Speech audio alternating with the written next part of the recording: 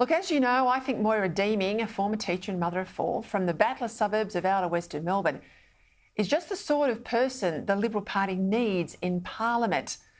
But in a sustained act of political stupidity and self-harm, she's exactly the person the current state Liberal leadership wants to get rid of, all because she supports the rights of women and girls to their own safe spaces. It shouldn't have to be shared with biological men. Well, on Friday, Victorian Liberal leader John Pesutto finally got his way, expelling Deeming from the Liberal Party, the party room, Parliamentary Liberal Party, I'll get to that in a moment, after a failed attempt 7 weeks ago. Now, despite all the pressure brought to bear on them, 11 of the 30 Liberals in the room voted to defy their leader and to keep Deeming. But Pesutto, well, he didn't just expel Deeming on Friday.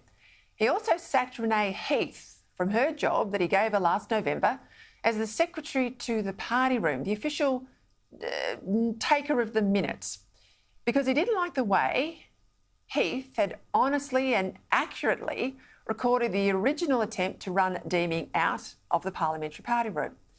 Now, Heath had faithfully recorded the then agreement that there would be a joint statement between Pesutto and Deeming, clearing her of any smear that somehow she was a Nazi sympathiser.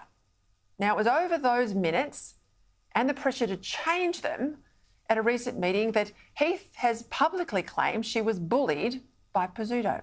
So on Friday, Heath was also thrown under the bus, demoted from the job of party room secretary. But here's the kicker. Her original minutes were substituted in the meeting with new minutes from John Pesutto. Now, that vote to basically doctor the minutes, to substitute the minutes, well, that was even closer than the vote about Deeming and the vote about Heath, because several MPs abstained. They said they couldn't stand the precedent, to me, of a political leader doctoring the official record of a meeting.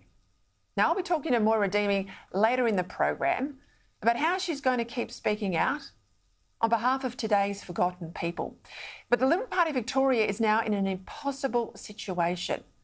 The party membership in the community strongly support Deeming. Yet the leader won't have her in the party room because she supports women's rights. And when she tried to get him to honour promises he made back in March, and he refused, she said she wanted to bring the lawyers in to run mediation, to bring all the parties together. When she did that, he went after her again. Now, how can the Liberal Party be an effective opposition when a third of the party room think that the leader has not just failed the test of judgment, but has also failed the test of character and even the test of honesty? We'll see how this works out in the months ahead, but the tragedy for Victoria is that the ultimate beneficiary of all of this is the worst premier the state's ever had.